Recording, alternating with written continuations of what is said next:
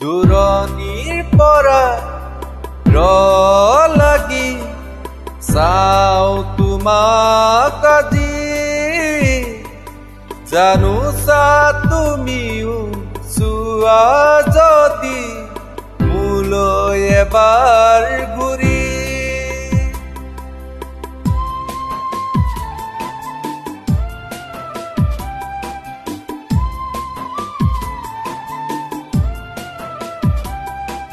দূৰণিৰ পৰা লাগি চাওঁ তোমাক আজি